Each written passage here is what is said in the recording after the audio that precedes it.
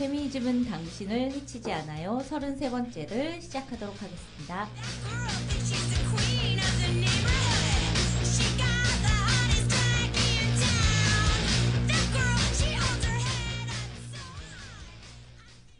지아님 안녕하세요. 네, 안녕하세요. 네. 네. 그리고 네, 우리 권수정 선생님도 안녕하십니까. 자, 이어서 32번째 이어서 예, 그 작업장 페미니즘 책의 인터뷰 2 중 한 분이었던 권수정 선생님의 이야기를 계속 듣고 있었습니다. 네. 예. 이야기가 너무 재밌어가지고 네. 저희가 이건 한 회에 다 못 담는다. 두 번에 나눠서 담자 이렇게 얘기를 급하게 결정을 했어. 네. 네. 할 얘기가 참 네, 많아요. 너무 듣고 많아요. 싶은 것도 많고. 예. 제가 수다쟁이죠. 아니에요. 너무 좋아요. 그래서 그 전 32화의 마지막에 이야기가 성평등 강사단 뭐 이런 사업하면서 민주노총에서 하면서 뭐 어땠나 이런 얘기를 하다가 뒤에 금속노조의 무지개 깃발 이야기가 나오면서 요즘 여기에 핫하다 이런 얘기까지 나왔어요. 그러면서 이런 그 탄핵 집회에서의 이런 다양한 시민들을 만나고 그리고 키워드들도 만나고 뭐 이러면서 많이 변화되고 있다. 예, 여기까지 이렇게 정리해도 네. 되는 거죠? 네, 맞습니다. 변화되어 가는 중이다. 네. 네. 그것이 매우 즐겁다. 네. 너무 다행이에요. 네. 아니, 근데 정말 이 탄핵 집회에서 저는 너무 재밌는 게 발언이 우리가 그동안 접했던 집회 문화랑 너무 다른 무슨 대표자들 발언이 제일 재미없어. 맞아요. 왜 이렇게 길어? 그죠. 그게 너무 재미있어서 그래서 더 보게 되고 가게 되고 그런 것도 있어요. 사실 저는. 맞아요. 네. 저도 그래요. 살아있는 글쓰기처럼 살아있는 말하기예요. 네. 네. 네.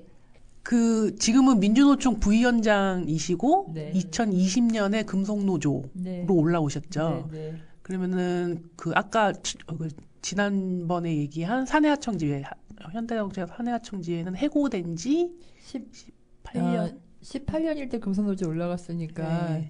지금은 2003년에 노동조합 만들고 네.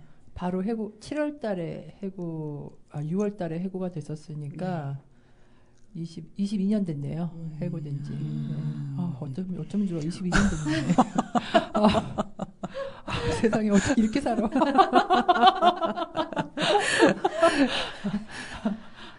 그래도 뭐, 네. 금속노조 부위원장이 된 다음부터는 노동조합에서 월급을 받고 있으니까요. 어쨌든. 그래서 제가 이제 자료를 찾다 보니까 그때 부위원장 선거 나가셨을 때의 포스터를 제가 찾았어요. 그런 걸 찾지 마세요. 사람들 이거 듣는 사람들 막 찾아본다 이제. 부끄러워. 안 돼. 근데 거기 이제 공약이 금속노조의 성평등 교육 활성화를 공약으로 내걸으셨어요. 네. 이 공약을 내걸게 된 계기는 뭘까요? 여성 할당 부위원장들이 많이 내거는 공약 1, 2, 3번 중에 하나예요. 그러니까 이제 뭐 비단 직장년 성희롱 성폭력 이런 문제뿐만이 아니라 현장의 차별이 여성이 많은 데는 많아서 여성이 적은 데는 적어서 그렇고 이제 노동조합 활동을 하면서 많이 하는 공약이라는 뜻은 우리에게 시급하게 이게 필요해라고 많은 여성 활동가들에게는 다 이제 인지가 되어 있는 그런 게 뭐 성평등 교육, 뭐 2번이 이제 여성 간부 양성, 뭐 그리고 그 외에 이제 뭐 성평등한 조직 문화 만들기 이런 것들이 가장 기본적인 것이고 사실은 이제 좀 그때부터도 좀 시스템화되는 교육을 좀 했으면 좋겠다 이런 욕심은 있었던 것 같아요. 저는 이제 2004년에 내가 금속노조의 최초로 성폭력 사건을 제소한 피해자였고 2010년 11년 이때는 현대자동차 아산공장 사내협력업체에서 발생한 직장내 성희롱 피해자의 대리인으로서 그것도 이제 여성가족부 앞에 농성까지 하면서 했는데 그것도 승리한 투쟁이었고 그 이후에 뭘 했었냐면 이제 세종 충남 분부 세종 충남 지역에서 제가 활동을 하는데 그 지역에 있는 여성 동지 2명하고 저하고 그 동지들이 저한테 제안을 하셨죠. 제안을 해서 뭘 했냐면 2011년에 우리가 공부를 하자. 우리가 공부를 해서 우리가 자격을 획득하여 우리가 조합원들 교육을 하자. 왜냐하면 지금까지 이제 교육이 필요하다는 걸 생각을 해서 굉장히 훌륭하고 경험 많으신 여성 단체나 뭐 이런 분들을 섭외해서 교육을 하면 조합원들이 평가가 어떠냐면 좋은 얘기인 것 같아. 근데 우리랑은 좀 안 맞는 것 같아. 두 번째 어려워. 세 번째 아니 잘 모르겠어. 이런 거랑 하여튼 좋은 얘기인데 우리랑 안 맞는 것 같아. 이런 평가를 넘어서지를 못하는 거예요. 그래서 우리 현장을 제일 잘 아는 건 우리고 우리 조합원들의 수준과 상태를 제일 잘아는 것도 우리니까 그냥 이런 상태로 계속 교육을 해서는 그러니까 외부에서 전문가를 데리고 와서 하는 교육으로는 한계가 있는 것 같다.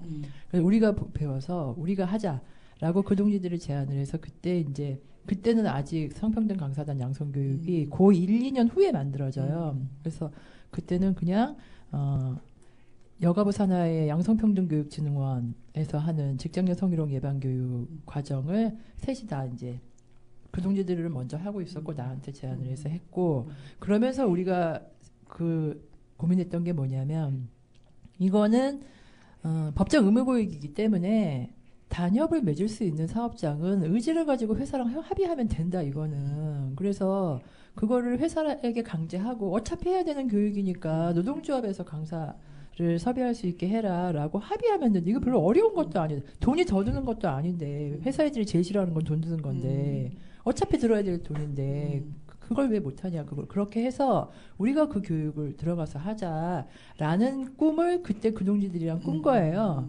그런데 막상 했는데 그게 잘 안 된 거지. 그러니까 그런 의지가 있는 단협을 그렇게 맺어야겠다는. 왜냐하면 단협을 맺는 교섭위원이 다 남자거든.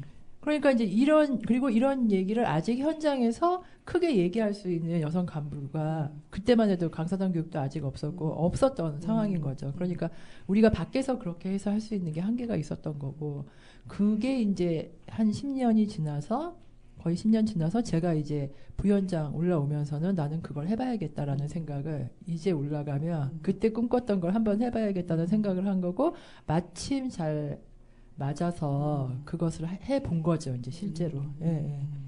근데 처음에 그 교육 받고 나서는 사실은 교육이 많지도 않고 해도 그러니까 교육을 하는 나도 서투르고 이제 받는 동지들도 숫자도 굉장히 제한적이고 이래서 그게 이렇게 뭐랄까 조직이 그걸 수용할 수 있는 상태로 성장을 하고 나도 이런저런 고민을 하면서 교육을 어떻게 해야 돼 시행착오를 많이 거치면서 그런 걸 하는 시간이 우리에게 필요했던 거죠. 근데 마침 부위원장 돼서 올라오면서는 내가 이걸 해봐야지 했는데 마침 그게 잘 맞아 떨어진 거고 금속노조가 아까도 말씀드렸지만 굉장히 오래 걸리긴 하는데 금속노조는 어쨌든 돈과 사람이 있는 데고 의지도 있고 힘도 있는 조직이기 때문에 그것이 동의만 되면 관철을 시킬 수 있는 거죠.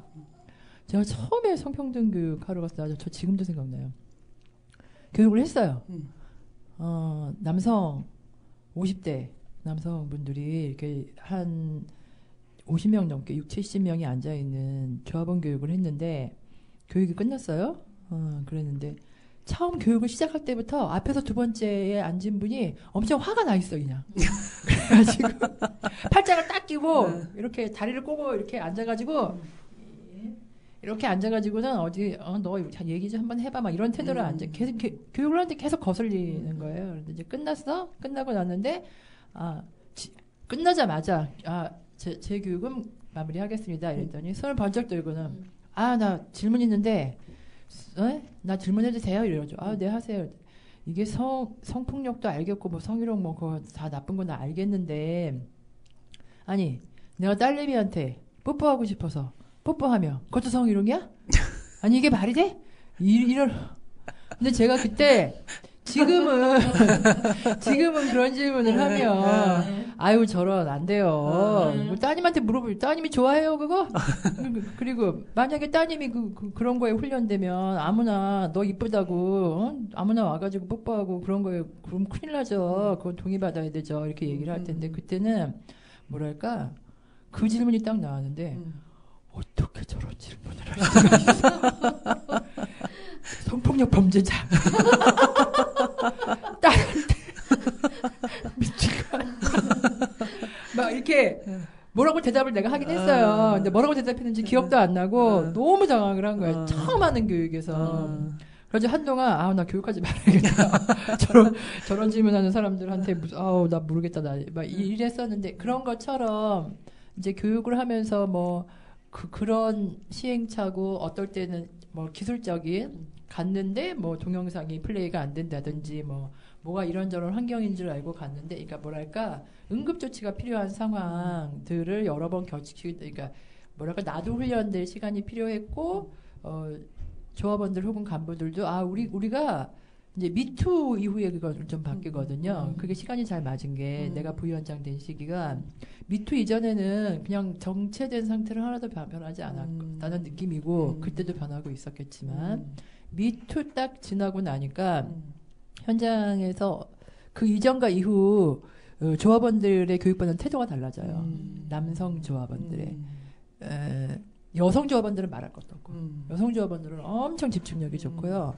남성 조합원들은 그전에는 다 핸드폰 보고 있든가 자든가 노골적으로 아니면은 한번 싸워보자고 막 내가 뭐 잠재적인 범죄다 막 이런 말 하고 막 이런 분위기였다면 미투 이후에는 교육을 딱 하러 가면 남성 조합원들도 적어도 어떤 태도냐면 이걸 내가 알아야 돼.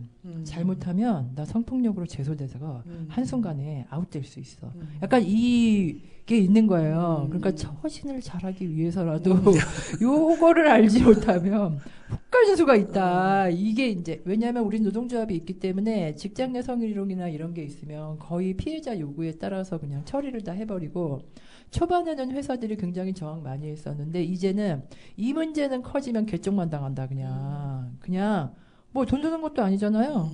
해고하는데 뭘 돈 돼? 그러니까 그냥 노동조합에서 요구하고 피해자가 요구하는 대로 빨리빨리 처리해가지고 끝나고 그냥 이런 게 맞다. 괜히 이거를 뭐 엄호하고 감싸고 이러다가는 나중에 이미지와 손실이 훨씬 더 크다는 걸 훈련이 돼가지고 조금 안정적인 회사들은 적어도 정규직들 안에서 벌어지는 일들은 매뉴얼처럼 얘네가 그리고 이제 웬만한 큰 회사들은 다 로펌들 다 이런 거 전문으로 하는 데들을 다 끼고서 그런 자기들도 그런 교육을 받기도 하고 상황이 이렇게 되다 보니까 미투 이후에 뭐가 바뀌냐면 여성들이 먼저 바뀌거든요. 예전에는 그냥 내가 문제인가 봐. 이상해. 나 정말 싫어. 저 사람들 싫어. 이랬다면 이제는 그런 거 되게 많았거든요. 뭐 핸드폰으로 동영상 같은 거 플레이해서 뭐 있잖아요. 야동이라 그러면서 불법 촬영물을 막 유통시키고 막 이런 거 그건 막 말할 수 없이 많았는데 뭐 노래방 가고 막 술 먹고 2차 가가지고 뭐 이런 거 말할 수 없이 많았는데 그 전에는 회사 생활이 그렇지 뭐 아니면 뭐 저리 싫으면 중이 떠나야지 어쩌겠냐 그냥 월급 받아 먹고 사는 게 원래 그렇지 뭐 약간 이런 분위기였다면 이제는 나는 그건 아닌데요. 이거 성희롱인데요. 이걸 이제 문제 제기하는 여성들이 먼저 생긴 거죠.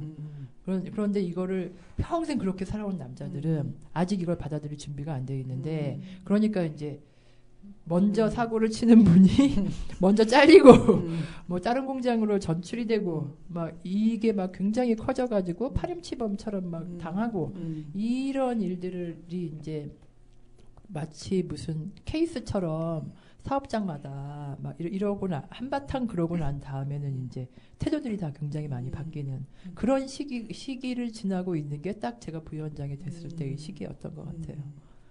그래서 예를 들면 예전에는 그 기아자동차 교육할 때 예전에는 이제 그러니까 우리가 뭐 이 교육은 기분이 나빠. 왜 우리한테 이런 교육 시키는 거야? 우리가 뭐 잠재적 범죄자야? 예전에는 이렇게 말하면서 공격했는데 제가 교육할 때 한 분이 그렇게 얘기를 하니까 그 뒤에 있는 한 남성분이 맞잖아.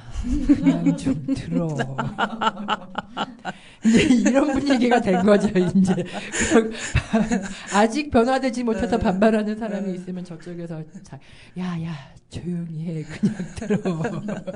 이제 이런 게 굉장히 체감하는 현장이 변화된 지점이 있는 거죠. 저도 기억이 나는 게 저희 책방 같이 했던 분들도 그 기아 사내하청지회 네, 성평등 교육 갔었어요. 들어갔었고 상담님도 들어가셨었잖아요. 네네, 저도 들어갔었어요. 근데 이제 제가 들었던 얘기는 이제 그 강의가 딱 끝났는데 한 여성 조합원이 오시더니 자기가 이제 고민이 있다라고 하면서 이 라인에 남성 동지가 있는데 그걸 본다는 거야, 야동을 라인에서. 진짜 왜 그렇게 살아? 근데 그거를 막 자기한테 직접적으로 보여준 건 아니지만 어쨌든 눈에 들어오잖아요. 당연하죠. 그러니까 이게 이제 뭐 성희롱이냐 아니냐 막 이런 고민을 뭐 이제 꺼냈다는 얘기를 들었던 적이 있어요. 맞습니다. 그게 정말 비일비재했군요, 그런 일들이. 그러죠. 그거 일상이지, 일상. 올해 이 교육은 좀 작년과 다른 뭔가 색다른 게 있나요? 그러니까 정해져 있는 틀이 조금 있어요. 커리큘럼이 제일 먼저 하는 게 여성 노동과 페미니즘 혹은 뭐 페미니즘과 여성 노동의 총론으로 보통 이선희 선생님이나 뭐 몇몇 분 계신데 한 하루 6시간 정도 그거 하는 게 하나 이 교육은 항상 맨 앞에 하는 교육이에요. 맨 처음에. 이제 그 다음부터는 이제 약간 강사 선생님 시간이나 뭐 아니면 사정에 그때그때 따라 좀 다르긴 한데 꼭 들어가는 게 여성 노동운동사, 이주 여성 노동 현황, 그러니까 실태, 뭐 이런 거 하고 장애인 여성 운동에 대한 거, 그리고 성소수자 운동에 대한 거, 이런 거는 빠지지 않고 들어가고, 작년에 딥페이크 성폭력 사건이 워낙 이제 경악할 만한 핫 이슈. 윤석열 이후에는 웬만한 건 핫 이슈 같지가 않아요. 진짜. 그런데 하여튼 경악할 만한 핫 이슈였기 때문에 올해는 딥페이크 성폭력과 사이버 성폭력 관련해서 이제 교육이 들어가고, 올해에 들어가는 게 이제 극우 파시스트와 페미니즘, 페미니스트 운동, 뭐, 요런 걸 권기мен영 선생님, 올해는 요 강의가 들어가고, 그러니까 약간 기본 항상 들어가는 교육이 배치되어 있고, 그 당시의 정세나 이슈에 따라서 조금 변화되는 게 두세 가지 변화되는 게 있는 거 하고, 맨 마지막에는 자기가 직접 교환 만들어서 1박 2일로 교환 직접 만들고 강의 시연하고 이런 걸로 끝나는 프로그램이에요. 재밌을 것 같지 않아요? 네. 네. 청강 안 되네요, 청강. 시간 되시면 오셔가지고 뒤에 와서 그냥 그러니까. 가능합니다. 그럼 다른 조합원분들도 신청은 안 했지만. 근데 조합원들이 이제 여기까지 아까도 말했지만 평일날, 네. 목요일날 시간 빼서 올 수 있는 사람들은 사실 간부들 정도고, 그래서 이제 몇몇 동지들 중에, 여성위원회 동지들 중에 한 해 프로그램이 나오면, 저도 이제 금속에 있을 때 그런 사람 중 하나였는데 쭉 보다가, 요거는 이제 올해는 이걸 들어봐야겠네. 이렇게 체크해 놓는데, 막상 일하다 보면 그날 뭐 비어 있지도 않고, 그쵸. 막 그게 그렇게 쉽지는 않아요. 그런데 이제 그래도 이렇게 챙겨서 그런 강의는 그냥 슥 와가지고 뒤에서 슥 앉아서 듣는 동지들이 한두 명씩 있기는 하죠. 예. 아니, 그런 성평등 강사단 교육을 민주노총 중앙 말고 지역에서도 좀 하면 좋겠네요. 완전히 좋죠. 그래서 이제 기획을 했죠. 특히 경남, 그러니까 울산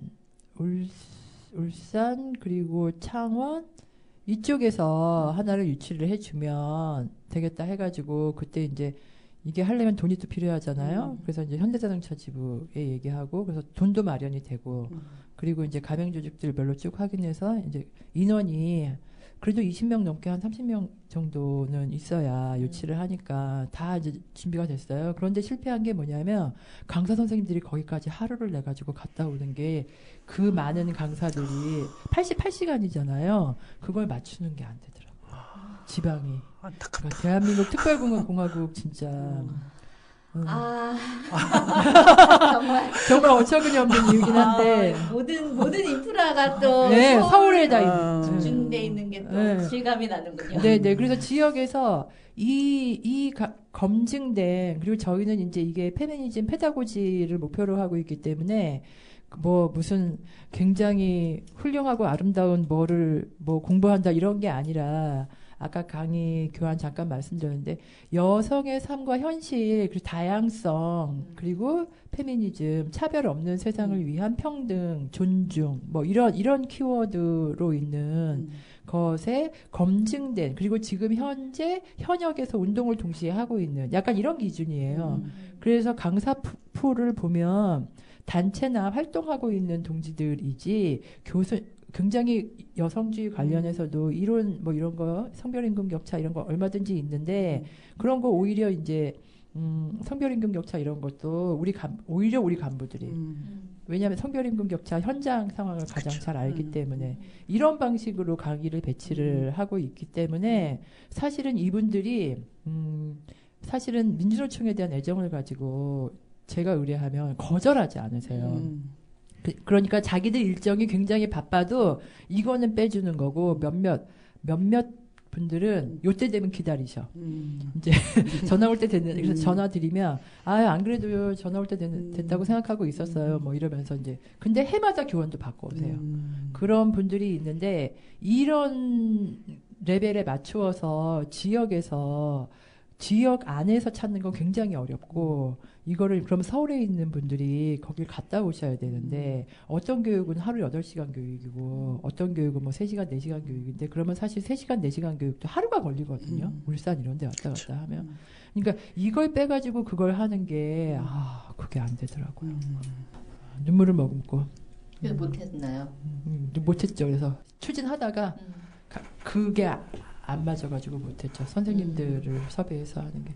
근데 계속 그 얘기는 나오고 있어서 한 번 더 시도를 해볼까 이런 생각은. 왜냐하면 지방에 있는 동지들이 계속 얘기하니까. 그러니까요. 자기들이 계속 아침에 진짜 새벽차 타고 올라와가지고 저녁에 내려가는 걸 해야 되니까. 그 지역에 있는 여성 단체나 뭐 그런 활동하는 사람들 중에 좀 이렇게 섭외해서 해보는 방식 이런 것도. 그렇죠. 이제 그래서 그것은 성평등 강사단 교육은 아니고 예를 들면 민주총 서울본부도 그렇고 지역 몇몇 군데가 뭐 지역본부에서 주최하는 페미니스트 학교 뭐 1박 2일, 3박 4일 이런 거는 해요. 근데 이제 이게 88시간을 커리큘럼을 맞춰서 하는 거는 약간 다른 얘기더라고요.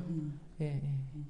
책 작업장 페미니즘에 할당제에 대한 이야기가 있잖아요. 네. 비판적이 저자분이 비판적인 시각이 있지만 어쨌든 할당제가 또 필요하기도 하고 뭐 이런 거를 좀 쓰셨는데요. 민주노총도 있잖아요.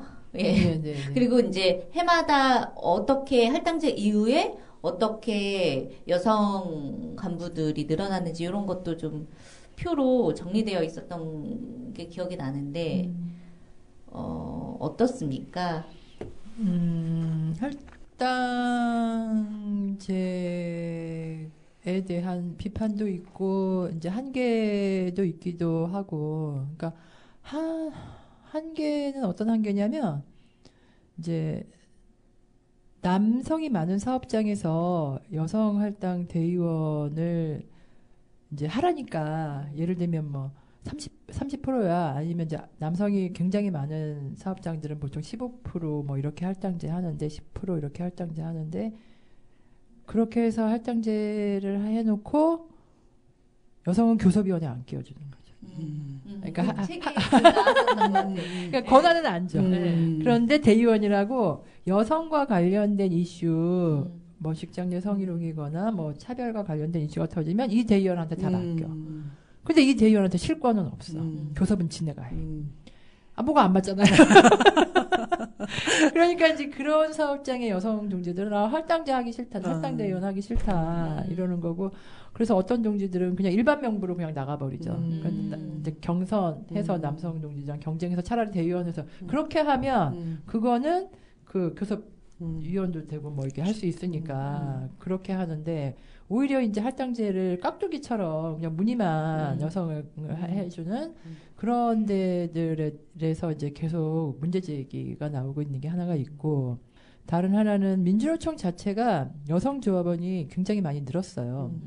서비스 뭐 이런 데들 늘어나면서 지금 40%가 넘거든요. 그러면은 민주노총 규정에 이제 여성할당제 규정에는 30% 이상의 할당제를 두지만 조합원의 비율이 늘어나면 그 비율만큼은 무조건 가야 되는 거예요. 조합원 비율이 뭐 40%가 여성이면은 40%만큼은 무조건 이렇게 가야 되는 거라 그런 데는 이제 여성 대의원들의 숫자, 여성위원의 숫자가 이제 늘어나고 있는 거고 그런 데서는 어쨌든 그래도 간부 활동을 하기 때문에 그건 풀이 넓어진다고 봐야 되는 거고 저 같은 사람도 금속노조에서 여성할당제 아니면 저는 부위원장을 할 수가 없습니다. 민주노총도 마찬가지. 여성할당제 아니면 지금 민주노총은 위수사 중에 한 명이 여성이어야 되잖아요. 그거니까 여성이 있어야 되는 거고. 그러니까 막 민주노총 선거할 때 되면 난리잖아요. 지역본부마다 여성 찾느라고. 위수사 중에 한 명 있어야 되는. 없어. 어디 여성인 어디선가 찾아와야 되잖아요. 처음에 할당제 98년 막 이럴 때 민주노총에서 여성할당제 도입 논의하고 막 이럴 때 2001년 뭐 2003년 이때 막 논의할 때 우려들 반대하는 남성 동지들만 그런 게 아니고요. 여성 동지들도 여자가 그걸 어떻게 해? 여자가 임원을 어떻게 해? 여자가 어떻게 못할 거다. 그리고 또 어떤 의견이 있었냐면 어떤 반대가 있었냐면 여성이 하면 임원들의 뭐라고 표현했더라? 임원들의 말하자면 실력이 하향평준화된다.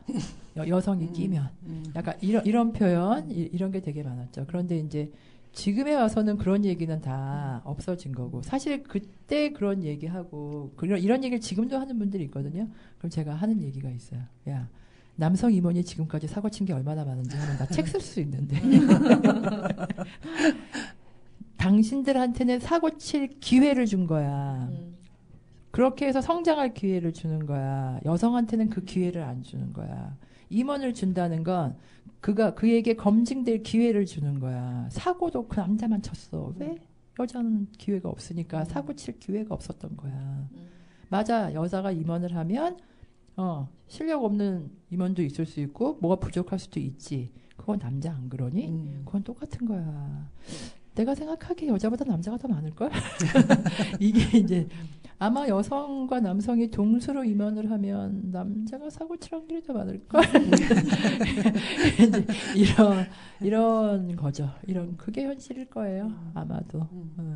그래서 이제 지금은 할당제를 하면 뭐 여성이 실력이 없다 이런 얘기는 요즘은 안 나오고 다만 그래도 뭐는 있냐면 위원장은 남자가 해야지. 이거는 아직도 있는 게 있는 것 같고 그리고 남초 사업장들은 뭐가 있냐면 여성이 없어. 할당제 10% 해놨는데 여성이 대우조선, 하나오션 거기 정규직들이 지금은 아마 정년퇴직들 많이 해가지고 숫자가 다를 건데 5, 6년 전만 해도 전체 조합원이 5,000명이 넘었는데 여성 조합원 숫자가 5명인가 이랬어요. 그러면 이제 할당제가 의미가 없는 거죠. 그리고 뭐 대의원 하라 해도 안 해. 5명. 아우 안 해. 뭐 더 얘기가 안 되는 거죠. 그러면 이게 20년 전부터 그랬다는 거예요. 예를 들면 몇몇 지역이 그런 데가 있어요. 제조업 사업장에 100% 남성. 혹은 막 몇천 명의 여성 뭐 한 20명 막 이런 데가 있다는 거예요. 그렇지 맨날 하는 얘기가 여자가 없는데 할당제 어떻게 하니 막 이러고 있는 거예요. 그러면 무슨 얘기를 해야 되냐면 그 얘기 20년 전에도 했잖아. 그러면 20년 동안 여성을 취업을 시켜서 그 현장에 여성이 없는 게 차별이잖아. 아예 여성한테는 문을 닫고 있는 거잖아. 그러면 금속노조가 그 사업장에 20년이 있었으면 지금쯤은 여성이 10%쯤은 됐어야 되지 않을까? 라고 얘기를 하면 어처구니 없다는 표정인 거죠. 정말 뭐래. 저 또라이가 또 뭐라는 거야. 약간 이런 표정으로 저 쳐다보고 있는 거예요. 뭐 대꾸하지 않아요. 뭐 반박하지 않아요. 그냥 표정이 지금 뭔 소리 하는 거야. 뭐 이런 표정으로 있는 거죠. 할당제의 현황은 이렇습니다. 그런데 이제 할당제의 성과는 분명히 있는 것 같아요. 저는 그 성과로 저를 얘기해요. 할당제 아니었으면 내가 민주노총이나 금속노조의 임원이 될 일은 없었다.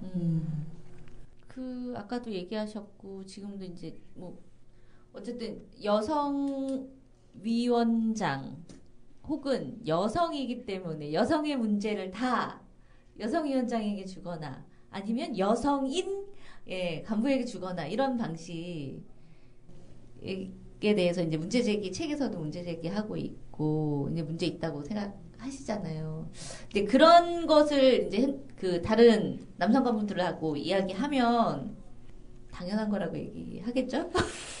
남성 간부들하고 얘기할 일은 별로 없고 이제 왜냐하면 여성의 일만 준다고 생각하지 않고 일단은 그리고 여성 사업은 당연히 네가 하는 건데 그것만 하는 건 아니고 사실 다른 남성 임원들도 한 가지 업무만 하고 있지는 않아요. 여러 가지를 맡아서 하니까 예를 들면 뭐 복수노조 담당도 있고 뭐 자동차 분과 담당이 있으면 이제 민주노총 같은 경우는 가맹조직 담당을 다 하고 지역본부 뭐 그러니까 업무 분장을 할 때 여러 가지 일을 하기 때문에 근데 그 중에 하나가 여성 사업인 거고 이렇게 이제 인지를 많이 하고 오히려 이제 현장 여성위원회 사업을 하는 여성 동지들이 제일 불만인 건 뭐냐면 우리가 성폭력 사건 처리 전담반이니 이제 이런 거죠. 평소에 교육하자 그러면 그렇게 말도 안 듣고 바쁘다 그러고 어떻게든 안 하려 그러고 막 이래서 규정 바꾼 데들 꽤 여럿이거든요. 예를 들면 임원이 당선된 지 3개월 안에 성평등 교육을 이수한다. 이건 그냥 딱 한 가지 이유예요. 임원의 자격을 갖고 성폭력 할까봐. 뭐 하면 안 되는지 가르쳐 주려고. 그래야 사고를 안 치거든요. 그러면서 이제 성인지 감수적 교육도 하고, 뭐도 하고, 막 이러는데, 그럴 때는 교육은 그렇게 안 들으면서 막상 이제 사건이 발생을 하면 사실 이제 이것은 피해자 가해자 두 사람만의 문제가 아니라 일상적으로 차별적인 언어 그리고 조직 문화 위계와 권력이 작동하는 조직 문화 이런 것의 문제라는 것을 말할 때는 그렇게 시끄도 안 하고 듣지도 않으면서 교육해야 된다 해도 안 들으면서 막상 사건이 발생을 하면 그것에 대해서는 입을 떼지 않으려고. 왜냐하면 그거는 이제 전문가인 네가 알아서 이제 약간 이런 포지션이라는 거죠.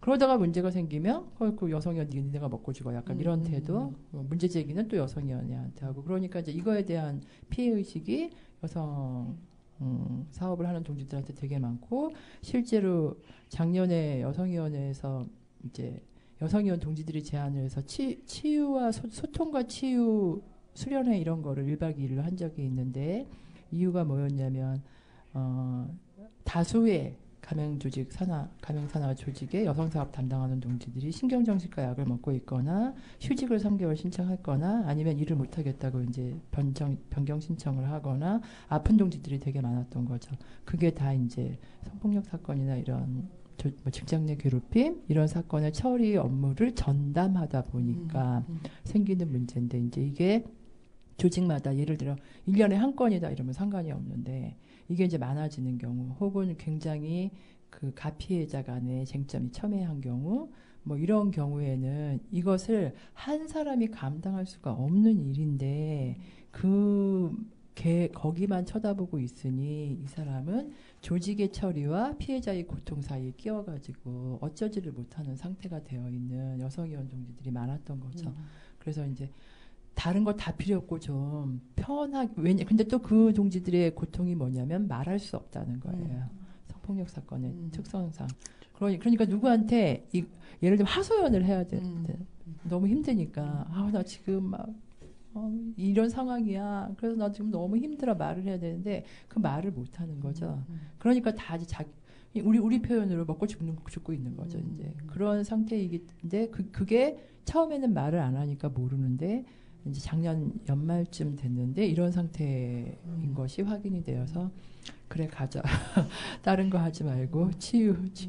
그래서 이제 타로 우리 또 여성연 동지들 중에 타로 하는 동지들이 있어갖고 타로 들고 가서 서로 이제 음악 듣고 뭐 미술관 관람하고 같이 서로 얘기하고 이러면서 했는데 그게 그 수련회가 평가가 굉장히 좋았어요. 아 그렇게라도 해서 숨 좀 쉬었다 이렇게 얘기를 했는데 그러니까 이게 굉장히 어려운 거죠. 그러니까 여성 사업을 여성위원회가 하는 것 자체에 대해서는 큰 불만은 없어요.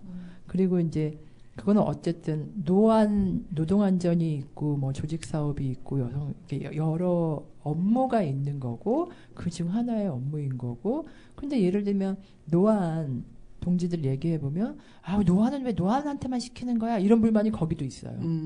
예를 들면 그래서 이제 이건 조직이 어떻게 그런 걸 잘 하느냐. 근데 이것과 다르게 여성 사업을 가시화하지 않으려 여성위원회만 하게 하는 것도 분명히 있죠. 노안과 약간 다르게 이거는. 그래서 이제 그거는 니네끼리 알아서 해 이런 분위기가 있는 것도 많지만 한편으로는 이제 여러 노조들이 이거는 조직이 해야 돼. 다른 실도 여성 조합원들에게 가시화되는 사업을 해야 돼. 예를 들면 금속노조가 이거는 좀 오래된 것 같아요. 이미 한 10년쯤 된 것 같은데 금속노조 중앙에서 하는 모든 기자회견과 집회에 반드시 발언자의 한 명을 여성으로 배치하기 시작한 게 좀 됐어요. 이거는 여성 사업으로 하는 게 아니라 조직실에서 그렇게 하는 거예요. 아예. 그러다 보니까 예를 들면 어느 날 저한테 얘기하는 거죠. 제가 금속노조 부위원장일 때. 부위원장님이 며칠 날 집회 사회 보셔야 돼요. 왜냐하면 발언자가 다 남성이에요. 그러니까 사회는 부위원장님. 그럼 제가 거절 못해요. 아, 네. 내가 빠지면 사회자도 남자? 이렇게 되는 거죠. 그건 무슨 얘기냐면 내가 여성이 사회 보지 않을 때는 발언자 중에 한 명을 꼭 여성을 넣고 안배하고. 근데 이게 의외로 효과가 있는 거예요. 그 전에는 다 정말로 남성 일색인 게 너무 익숙했었던 거거든요. 100% 남자가 나와서 저 무대에서 있다는 것이 아무도 이상하게 생각하지 않았거든요. 그런데 그 한 명 이상을 할 때 무조건 여성. 그래서 지금은 그게 굉장히 많아진 거죠. 그렇게 발언할 수 있는 사람이. 그런 게 있는 거죠. 예를 들면 민주노총 세종충남본부에서 30년 세종충남본부 30년 역사를 정리하면서 사진첩을 따로 만들었어요. 사진을 다 모아가지고 요즘에는 이제 뭐 핸드폰으로 막 이렇게 하지만 2000년대 초반만 해도 다 카메라로 해가지고 종이로 그래서 앨범으로 막 쫙 있거든요. 그거 다 뒤져가지고 30년 동안의 사진을 모은 거예요. 거기에 여성 동지가 클로즈업 돼서 마이크 잡고 있는 게 몇 장이었을까요? 5장? 조금만 더 샀어요. 샀어요? 30년 동안 30장이 안 됐어요. 30년 동안 1년이 아니고 30년 동안 1년에 한 장도 채 안 나오는 거예요. 내 말이. 그게 말이 되냐는 거죠. 다 어디 갔냐. 그래서 그걸 보고 나서 선전 담당하는 동지들한테 제가 이 사례를 가끔 말해요. 여자 찍어. 왜 남자만 찍는 거야? 투명 인간이니? 찍었는데 안 나오니? 이제 이런 생각을 동지들이 다 이제 하고 있어서 뭐랄까 예전처럼 물론 아직도 있어요. 아직도 여성 사업은 여성이 성폭력 사건 그 골치 아픈 건 니네가 알아서 해. 이게 분명히 있지만 한편으로는 우리 조직이 그렇지 않다는 것을 다양하게 존재한다는 것을 기회가 있으면 이주 조합원들을 오픈시키고 이런 거를 이제는 하고 있는 거죠. 그 안에 있는 동지들이. 그게 별거 아닌 것 같은데 그 차이가 또 굉장히 큰 것 같아요. 이 지금 12월 3일에 뭐죠? 계엄령 이후에 계속 집회가 있었잖아요. 네. 민주노총에서도 많이 나오셨죠. 계속. 그렇죠. 예. 게다가 뭐 일상이 아니라 계속 투쟁 사업장들이 또 계속 있는데, 예. 거기다가 또 이 큰 투쟁을 또 함께 하시느라 되게 힘드셨을 것 같아요. 예, 진짜 저보다 우리 사무총국 동지들이 진짜 고생 많이 했죠. 정말 이 계엄 국면에 아주 많은 것들이 이 동지들이 없었으면 못했을 일들이 너무 많다고 저는 생각해요. 진짜로. 집회 한 번도 그렇고 저희 중앙사무총국 물론이고 지역에서도 이제 주말마다 집회를 하잖아요. 그러면 이제 지역에서도 비상행동이나 연대 단체들 이렇게 해서 하는데 사실 실무와 돈을 거의 지역본부 그렇죠. 동지들이 다 이제 한 거죠, 사실. 그래서 뭐 말들이 있어요. 그 스타렉스 뒤에다가 집회 물품을 실어갖고 다니는데 한 3, 4주 했더니 매주 한 거잖아요, 매주. 그리고 매주 그것만 해. 기자회견도 하고 뭐도 하고 많잖아요. 나중에는 그 펼치고 접는데 시간이 처음에는 펼쳐가지고 세팅하는데 1시간 걸렸으면 한 3, 4주 지나니까 그냥 선수가 돼가지고 순서대로 이렇게 물건을 넣는 순서가 다 정해지고 거기에 펼치고 접는데 뭐 20분이면 끝난다 이제는 뭐 별로 뭐 그냥 한다 이런 얘기를 들을 정도로 지역본부에 있는 동지들 그리고 중앙사무총국 동지들 진짜 고생 많았죠. 뭐 한남동 3박 4일은 말할 필요도 없고 저는 오히려 이제 한 30시간 정도 쭉 있다가 저는 오히려 이제 가서 자고 오고 이랬는데 1박 2일 하고 자고 오고 뭐 이랬는데 사무총국 동지들도 이제 교대로 하긴 했는데 어떤 동지들은 진짜 3박 4일을 거기 있었던 동지도 있고 진짜 고생 많이 핫팩 붙이고 있어가지고 저온 화상이 걸리고 아이고. 그 나중에 그런 동지도 있고 정말 고생 많이 하셨죠 그 동지들이 오히려 이번 국면을 통해서 원래 지금 약간 민주노총이 노조 막 이러면서 사람들한테 빨갱이 약간 막 그런 인식이 있었는데 이 탄핵 국면을 지나면서 이 젊은 MZ 세대들한테 오히려 되게 민주노총 막 이러면서 핫하게 네, 그렇게 딱 바뀐 것 같더라고요. 그 느끼시나요? 그럼요. 길을 열은 민주노총이. 그쵸. 그리고 막 노란 이렇게 조끼도 본인들이 막 조끼 네, 맞아요. 해서 민주노총처럼 뭐라고 썼던데 여기 민주노총처럼 그런 민주묘총 깃발도 있고요. 맞아요. 네. 그 위상이 달라졌죠. 그거는 어떻게 느끼냐면 한남동 이후 그 전에도 그랬는데 이제 한남동 이후부터 특히 맞아요. 네, 막 와요 택배가 귤, 뭐 핫팩. 세상에 핫팩의 종류가 그렇게 많은지 처음 알았어.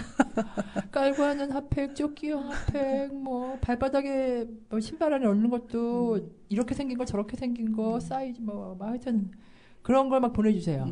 그리고 손으로 쓴 편지, 민주노총 너무 고맙습니다. 뭐 깨알같이 막 써가지고 오는 편지, 뭐 전화 와가지고 내가 진짜 도와줄 건 없고 돈 보내줄 테니까 계좌번호 하나 불러봐라. 뭐 이런 사람들 택시를 탔는데 돈을 안 받으셨던 기사님들 막 이런 미담이 되게 많아요. 그러니까 그게 예전에 제가 2003년부터 노동조합 활동하면서 한 번도 느껴보지 않은 민주노총에 대한 호감, 시민들의 지지와 격려, 응원 이런 게 정말 말도 못하게 많죠. 너무 고마운 일이죠.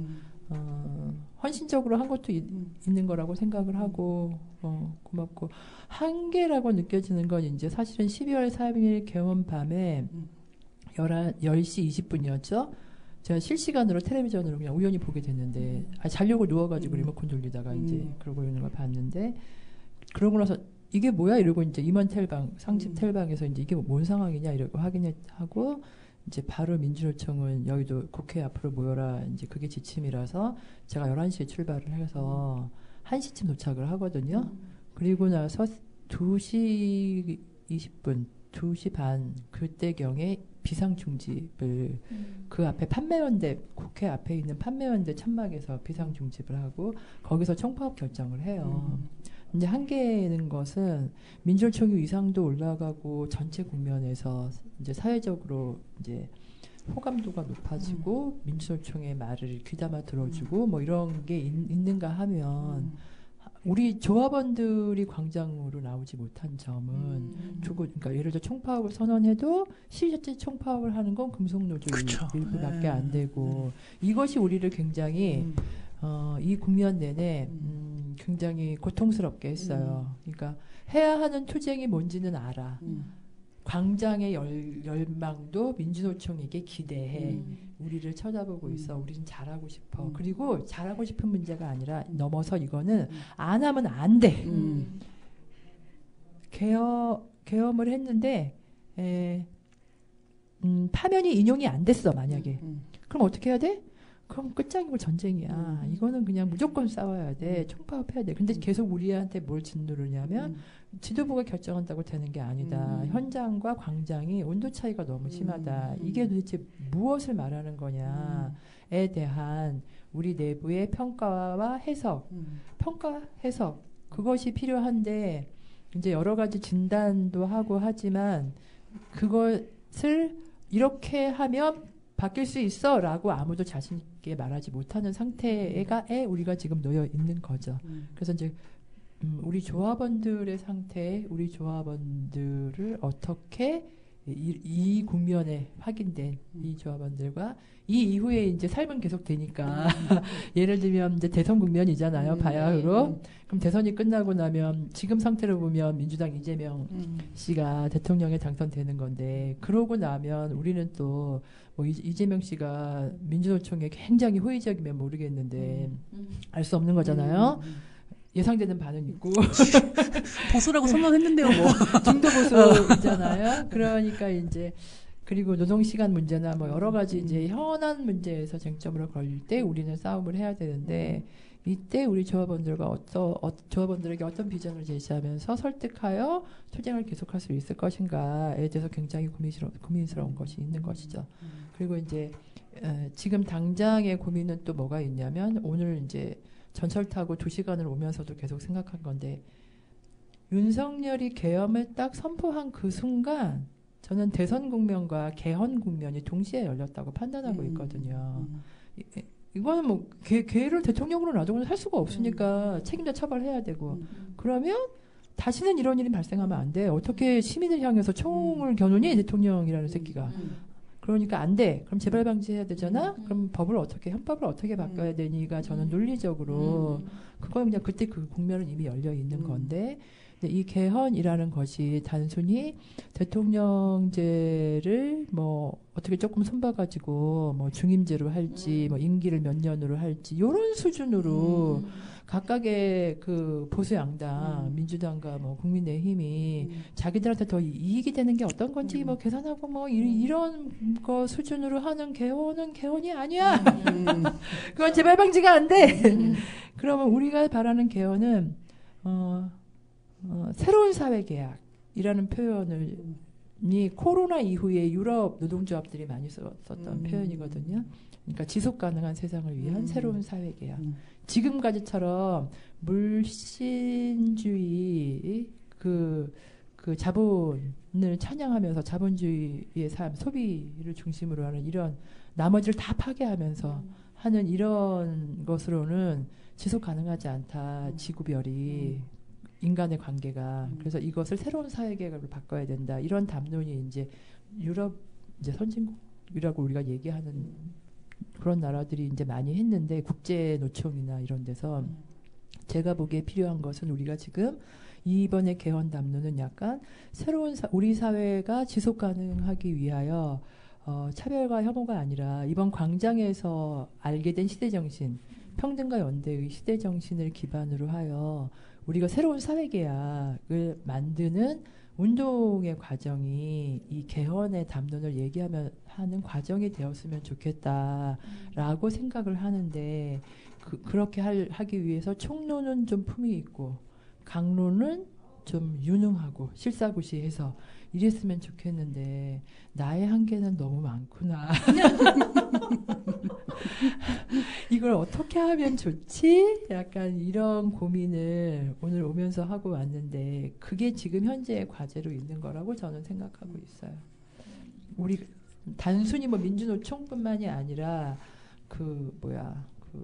중도 보수 빼고 사회를 보수는 세상을 바꾸는 세력이 아니잖아요. 그 있는 그대로 살아가는 세력이니까 그분들은 그렇게 가시면 되고 욕하고 싶지도 않고 그냥 네, 이 세상이 좋으시군요. 계속 그렇게 사셔요. 이런 거고 이 세상이 이렇게 해서는 되지 않는다고 생각하는 사람들이 이 세상을 어떻게 만들어갈 것인가에 대한 운동을 어떻게 만들 수 있을까? 약간 이런 고민이 최근에는 들고 있어요. 어떻게 하면 좋을까요? 탄핵 집회 이렇게 쭉 다니면서 제가 민주노총의 2030 저분들이 조합원으로 가입을 하셔야 할 텐데 저는 이제 처음에는 그런 생각을 했어요. 그러다가 왜 나는 꼭 그 사람들이 다 노동하고 있으니까 무조건 노동조합에 그렇게 해서 가입해야지로 이렇게만 이어지게 생각하지? 라는 걸로 저를 다시 또 생각하게 됐는데요. 어쨌든 민주노총의 부위원장이시기 때문에 조직에 대해서 조직화하는 것은 또 중요한 문제이고 그런 측면에서 이분들 개인으로 나와서 연대하신 분들의 이분들을 조직화 뭐 이런 건 혹시 생각해 보신 적이 없나? 그거 민주노총 서울본부 그러니까 지역 일반 서울 민주일반노조 거기에 누구나 지회 가 물어봤는데 거기가 한 400 가입한 것 같더라고요. 누구나 지회로 400 거기로 거기 말벌 뭐 이런 분들 네네네. 그분들 교집합이에요. 그분들 있고 그 대학원 노조 공무원소 노조의 대학원생 노조. 네, 대학원생 노조. 거기가 원래 한 100여 명이었는데 지금 200명 넘게로 이제 확 늘어가지고 거기가 이제 들어간 동지들이 자기 사업장에서 이제 지회 분회 이런 거 만들면서 이제 하려고 하고 있는 거고 그래서 이제 뭐랄까 씨앗이 된 동지들이 있는가 하면 또 이제 활동을 그렇게 열심히 하고 있는 동지들도 있고 노동조합에 가입은 안 했지만 이제 연대나 막 이런 걸 하면서 한 이 동지들이 있는데 민주노총은 민주노총대로 이제 조직을 하고 또 대구 본부가 트위터에서 캐릭터 달고미가 히트쳤어요. 네, 맞아요. 거기 선수가 한 명 있다.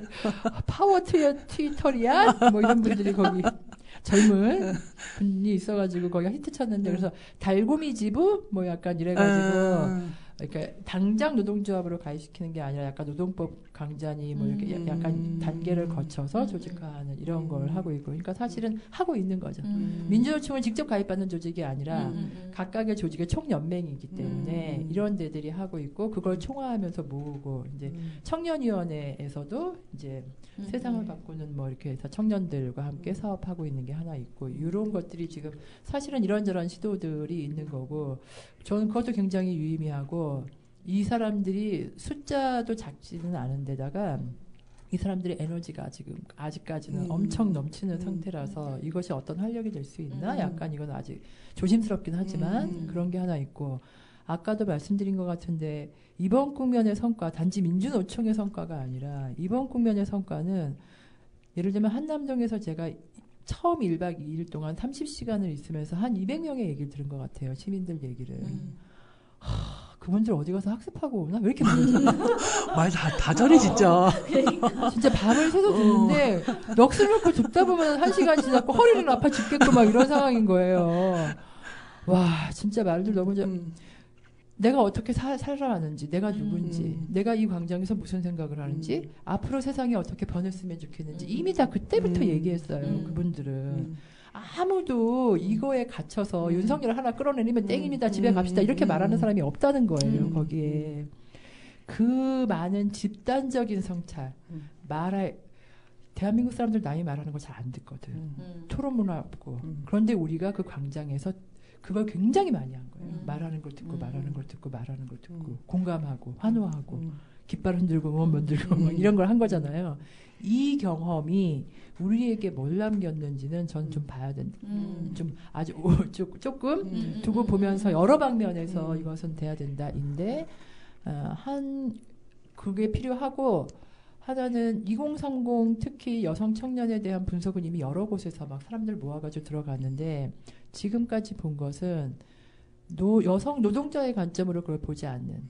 사실은 그 2030 나왔던 여성 말벌 포함해서 그분들 다 여성 노동자예요. 맞아요. 다 그렇죠. 고용이 안 돼가지고 그래가지고 삶이 불안정한 여성 노동자들이에요. 그들이 이렇게 절박하게 성찰을 했어요. 여기 이 세상에 살 수가 없다고. 좋은 세상으로서 좀 살아보자고 얘기한 거예요. 우리가 서로 나누고 평등과 연대로 이것에 대해서 우리가 답해야 된다. 최소한. 그들보다 앞질러 가진 않아도 그들이 그렇죠. 우리에게 알려진 거를 알아채야 된다. 네가 운동권이면. 이 고민으로 짓눌려가지고 몇 날 며칠을 잠을 못 자긴 했는데 저는 그것이 근데 아무리 내가 무능해도 우리가 답을 당장 할 수 있는 것은 할 수 있는 건 하는 거로 가고 뭐 재선 있고 우리의 삶은 계속 될 것인데 무엇이 남을지는 저는 그것이 작지 않을 거라는 확신이 있어요. 이 사람들의 이 경험이 예를 들면 제가 정리한 처음에 오늘 하면서 말씀드린 여성노동자 반짝이다.